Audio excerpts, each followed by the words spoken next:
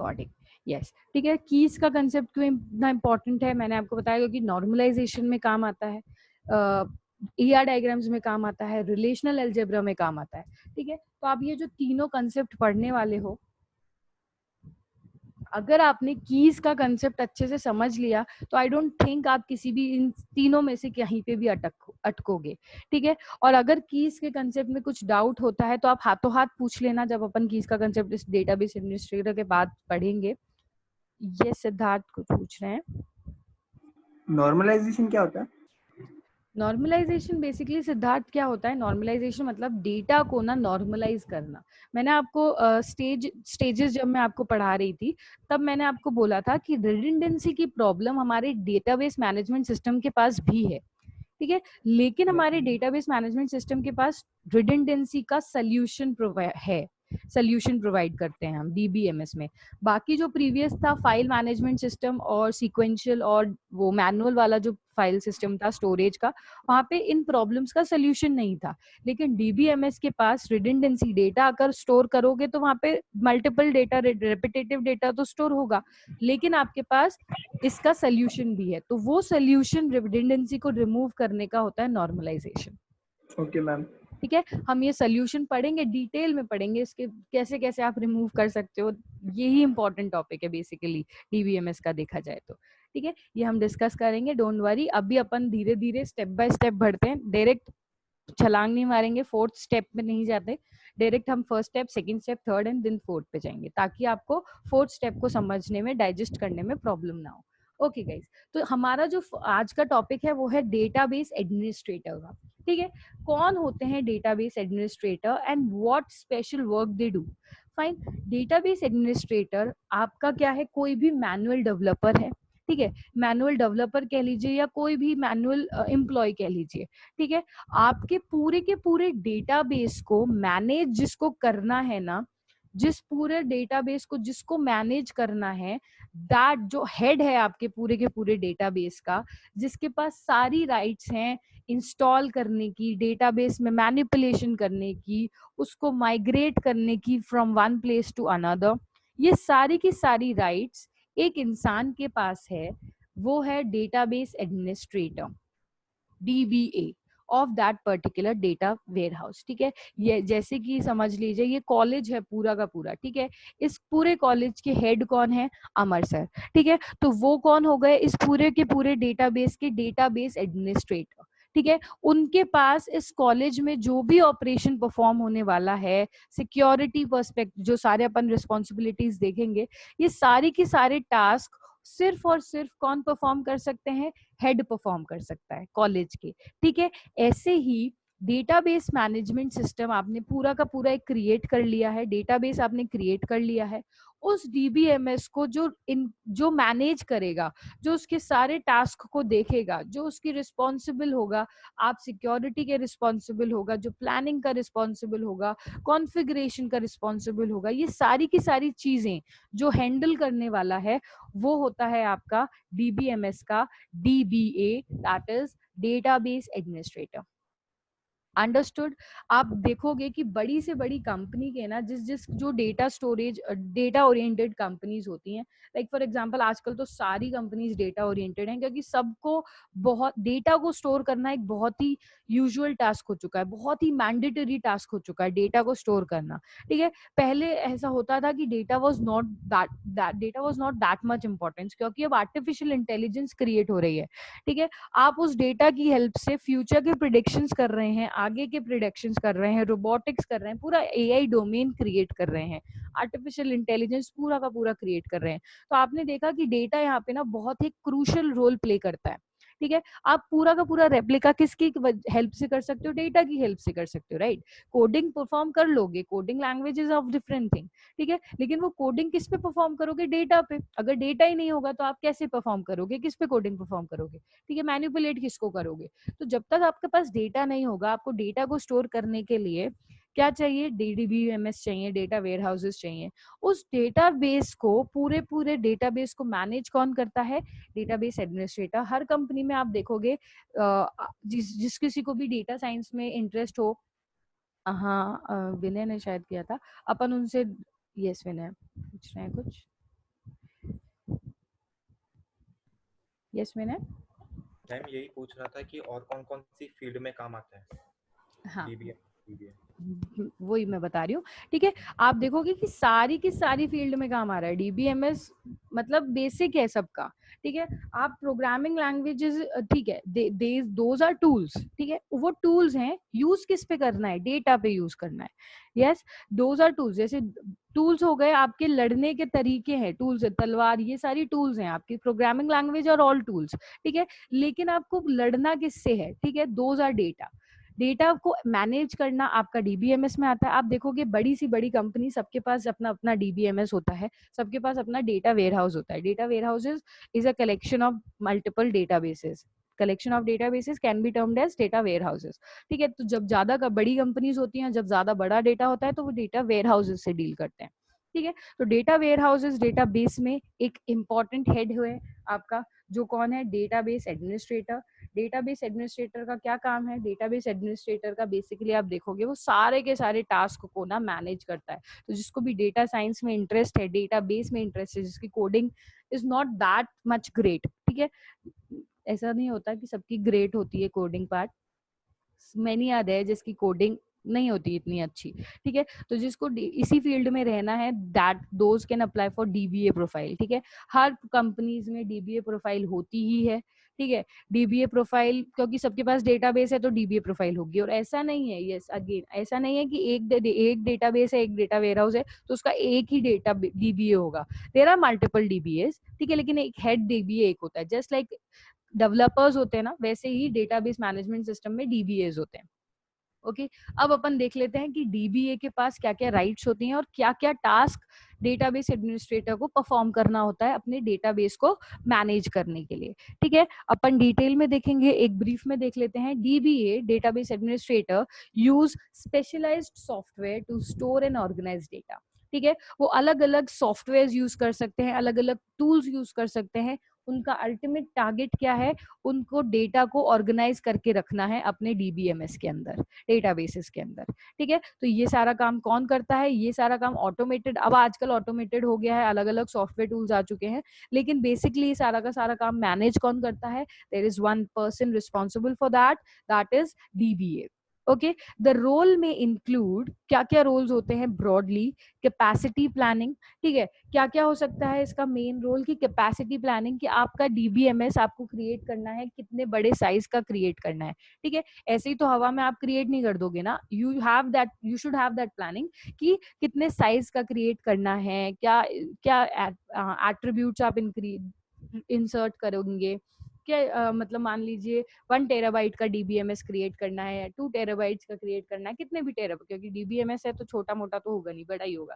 ठीक है, तो आपको जो भी कैपेसिटी से रिलेटेड प्लानिंग करनी होती है किसी भी कंपनी का डेटाबेस क्रिएट करने के लिए, तो वो कौन करता है, हमारा डीबीए करता है, डेटाबेस एडमिनिस्ट्रेटर करता है।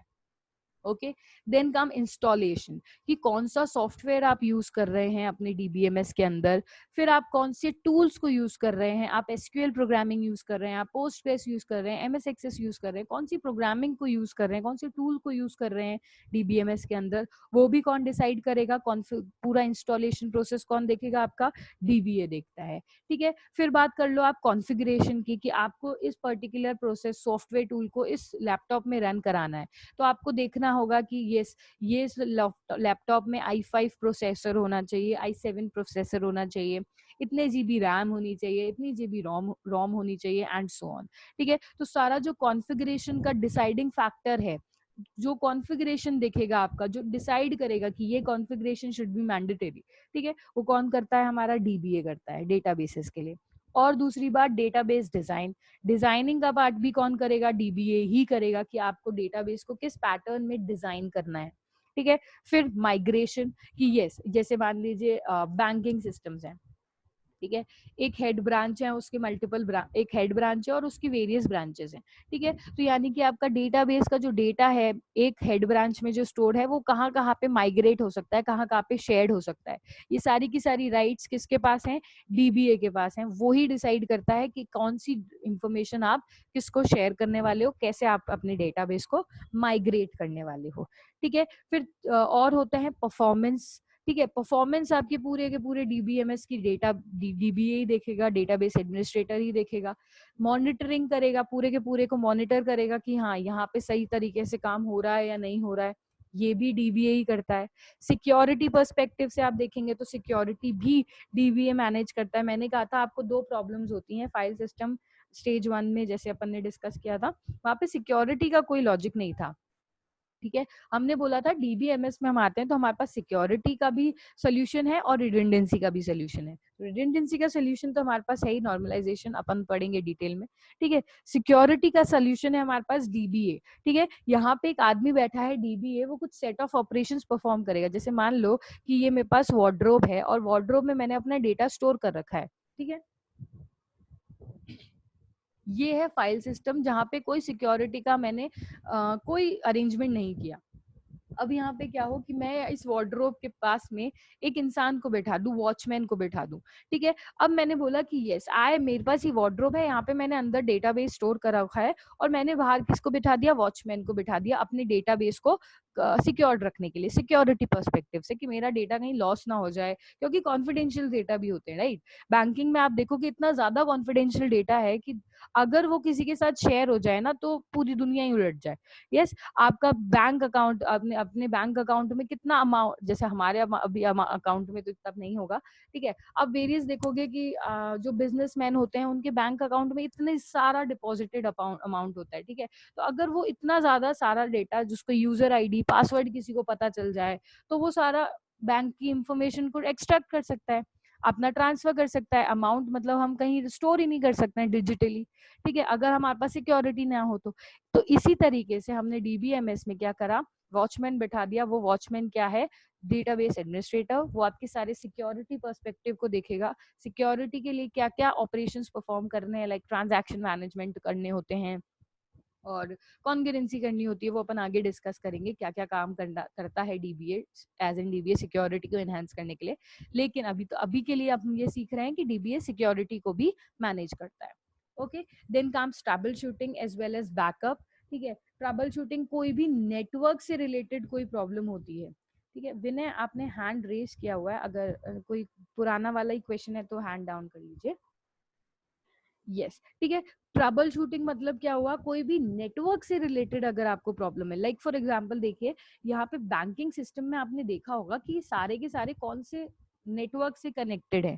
ठीक है, आपको पता होगा, आपने सुना है लैन वाईफाई होता है, एक लोकल एरिया नेटवर्क होता है, एक वाइड एरिया नेटवर्क होता है, वैन होता है, एक मैन होता है, मेट्रोपॉलिटन एरिया नेटवर्क होता है। ठीक है, ये अलग अलग नेटवर्क कनेक्शंस होते हैं आपके इंटरनेट के। ठीक है, तो आपको उस पर्टिकुलर डीबीएमएस में कौन सा नेटवर्क यूज करना है, कौन से इंटरनेट की टेक्नोलॉजी यूज करनी है, आपको प्राइवेसी में रहना है, अपने डेटा को शेयर नहीं करना है कि नहीं मेरा कॉन्फिडेंशियल डेटा है या मैं इस डेटा को शेयर कर सकती हूँ ऑन दिस पर्टिकुलर नेटवर्क। तो ये सारी की सारी जो चीजें हैं ट्रबल शूटिंग कहलाई जाती है, नेटवर्क से रिलेटेड सारी चीजें। ठीक है, नेटवर्क से रिलेटेड कोई भी प्रॉब्लम होती है तो वो ट्रबल शूटिंग से रिलेटेड होती है। ठीक है, तो ये सारी की सारी ट्रबल शूटिंग की प्रॉब्लम्स कौन देखता है, आपका डीबीए मैनेज करता है। As well as backup and data recovery, backup create करके रखोगे। येस, ऑब्वियसली आपने डीबीएमएस में अपने डेटा को स्टोर करा हुआ है, अगर in case worst case scenario आपका डेटा लॉस हो जाता है तो आपने क्या बिल्कुल हाथ धो बैठोगे क्या अपने डेटा से, नहीं। इसलिए हम क्या करते हैं, अपने डेटाबेस का एक बैकअप क्रिएट करके रखते हैं जहाँ पे पूरे का पूरा डेटाबेस की इंफॉर्मेशन स्टोर करी जाती है एज एन बैकअप। ठीक है, आपके पास भी ऑप्शन होता है, जैसे आप क्या करते हो ना, व्हाट्सएप को रीइंस्टॉल करते हो कभी कभी। ठीक है, या फिर अलग फोन पे इंस्टॉल करते हो, फोन सेट चेंज करते हैं तो। ठीक है, तो वहां पे आप जैसे ही जाओगे तो वहां पे आ जाता है ऑप्शन कि do you want to restore messages, backup create करना है, रीस्टोर करना है। तो बेसिकली क्या हुआ, आपने जो भी कॉन्वर्जेशन करी है ना उसका एक बैकअप हमारे पास स्टोर किया गया है। अगर कोई फेलियर अगर हो भी गया है, सिस्टम चेंज करना है, तो आपके पास ऑप्शन है कि आप अपने सारे के सारे मीडिया एंड चैट्स को वापस से रीस्टोर कर सकते हैं। ठीक है, ऑप्शन आता है व्हाट्सएप में बैकअप का, कि बैकअप डेली करना है या बैकअप 1 मंथ में करना है या 1 ईयर में करना है या बैकअप करना ही नहीं है। ठीक है, वो सारी की सारी प्रॉपर्टीज क्या है, डीबीए हैंडल कर रहा है कि किस पर्टिकुलर टाइम पे किस पर्टिकुलर ऑर्गेनाइजेशन सिस्टम का बैकअप क्रिएट करोगे। यस विनय कुछ पूछ रहे हैं। यस विनय। मैम क्लाउड कंप्यूटिंग क्या होता है? क्लाउड कंप्यूटिंग में ये हो गया कि हमने क्या किया कि हमने बेसिक हल्का सा बता रही हूँ, वैसे बहुत डिटेल में है, ठीक है। क्लाउड कंप्यूटिंग में जैसे मैंने बोला कि मैंने अपने डेटाबेस को कहाँ पे स्टोर किया, डीबीएमएस में, ठीक है। वो डेटाबेस मेरे लोकल कंप्यूटर्स में सेव्ड है, ठीक है। जो भी मैंने डेटाबेस में जहाँ पे अपने डेटा को स्टोर किया है वो मेरा एक लोकल कंप्यूटर में डेटाबेसेस है।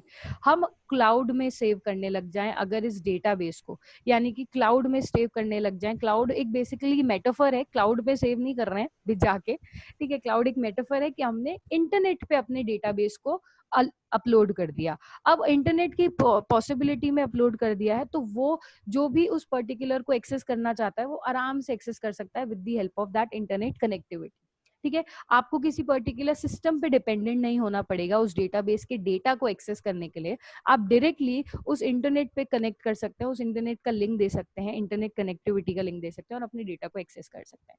तो वो हो गया क्लाउड। हम किसी सिस्टम पे सेव नहीं कर रहे हैं, हम क्लाउड पे अपने डेटा को सेव कर रहे हैं, ठीक है। ओके ओके, मैम, तो ये डेटाबेस में काम आता है क्या? डेटाबेस का ही पार्ट है बेसिकली। डेटाबेस का क्लाउड कंप्यूटिंग डेटाबेस का ही पार्ट हो गया। आपका स्टोरेज के जो पोजीशन है, जो फिजिकल स्टोरेज की वो है, वो चेंज हो चुकी है। अब आपने क्लाउड क्लाउड पे जब स्टोर करोगे तो आपकी ट्रबल शूटिंग और बहुत सारी एस्पेक्ट्स हैं जो ऐड ऑन हो जाते हैं, ठीक है। आपको इंटरनेट की कनेक्टिविटी के बारे में पूरी नॉलेज होनी चाहिए, नेटवर्क कंप्यूटर्स के नेटवर्क के बारे में नॉलेज होनी चाहिए, ठीक है। अगर आप सिंपल डेटाबेस को किसी पर्टिकुलर सिस्टम पे स्टोर कर रहे हो ना, तो आपको network, computer network, theory of competition, इन सब की नॉलेज ना भी हो तो चलेगा एज एन डीबीए, ठीक है। लेकिन अगर आप क्लाउड पे स्टोर कर रहे हैं, क्लाउड कंप्यूटिंग कर रहे हैं, तो क्लाउड कंप्यूटिंग के लिए आपको सर्वर से कनेक्ट होना पड़ेगा, सर्वर का डोमेन लेना पड़ेगा, उसके साथ आप डिफरेंट डिफरेंट ले सकते हो कि कौन कौन उसको एक्सेस कर सकता है एंड सो ऑन। तो उसके साथ ज्यादा कॉम्प्लेक्सिटी बढ़ जाती है क्लाउड कंप्यूटिंग के साथ। यहाँ तो पे ये चीजें टॉपिक आएगा आसान क्या? रहती है। क्लाउड कंप्यूटिंग नहीं है आपके डीबीएमएस में, विनय। अलग ओके। सब्जेक्ट होता है, क्लाउड कंप्यूटिंग अलग सब्जेक्ट है, आपके सिलेबस में नहीं है, तो कोई से भी ईयर में नहीं है, अलग से पढ़ सकते हो। नेट बहुत अच्छा सोर्स रिसोर्स है आपके पास, कोर्सेरा और ये बहुत सारी वेबसाइट्स हैं जहाँ से आपको एक्स्ट्रा ज्ञान लेना है। तो मेरा तो सबके लिए सजेशन यही रहता है कि अगर खाली बैठे हो ना तो कुछ लेते रहो नॉलेज। मशीन लर्निंग के बारे में सीखो जो लेटेस्ट चल रहा है, डीप लर्निंग के बारे में सीखो, क्लाउड कंप्यूटिंग के बारे में सीखो, तो सीखते रहो। आपने कौन सी वेबसाइट बताई? मैंने बताई सबसे बेस्ट जो है वो है कोर्सेरा गाइज, COURESERA, कोर्सेरा। वहाँ अच्छा। पे क्या होता है, MIT, बड़े बड़े जो नेशनल यूनिवर्सिटीज है ना, इंटरनेशनल यूनिवर्सिटीज हैं, फॉक्स ऑक्सफोर्ड में MITs, जहाँ से मार्क जकरबर्ग पास आउट हैं, वहाँ के लेक्चर्स, वहाँ के जो प्रोफेशनल्स हैं, जो वहाँ के जो लेक्चरर्स हैं, उन सब के लेक्चर्स आपके प्रोवाइडेड होते हैं किसी भी टॉपिक पे। आपको DBMS समझना है, डेटा स्ट्रक्चर समझना है, C++, अगर आप किसी अच्छे से लेक्चरर से पढ़ना चाहते हैं, टॉप एजुकेटर, वहाँ पे कोर्सेरा में वो लेक्चर्स भी प्रोवाइड करते हैं, फिर आपको सर्टिफिकेशन भी मिलता है। तो इंटरनेशनल यूनिवर्सिटी से सर्टिफिकेशन भी मिल जाता है। जैसे MIT का आप कोई कोर्स कर रहे हो तो MIT आपको एक सर्टिफिकेशन भी देगी, ठीक है। तो जो भी आपको सीखना हो ना DBMS से, क्लाउड कंप्यूटिंग एक्स्ट्रा जो सीखना हो, ऑब्वियसली सिलेबस में तो लिमिटेड ही होता है, एक्स्ट्रा सीखना हो machine learning, data algorithm is very interesting, ठीक है। तो डेटा एल्गोरिथम आपको सीखना है तो वहां से आप कोर्स कर सकते हैं। वो एक पूरा प्रॉपर कोर्स होता है, महीने भर का, हफ्ते भर का, रोज आपको एक एक घंटे के वीडियो क्लासेस मिल जाते हैं वहाँ पे। फिर वहाँ पे आपको एक टेस्ट होगा, फिर वहाँ पे सर्टिफिकेशन भी मिल जाएगा, ठीक है Vinay. Okay, thank you ma'am. Yes Gaurav. हाँ मैम, मैं बोल रहा हूँ कि यूट्यूब पे है क्या मैम? अरे आवाज कम कर ले भाई, मैं भी चला दूंगा चिल्लम पे। मैम वो यूट्यूब पे है क्या?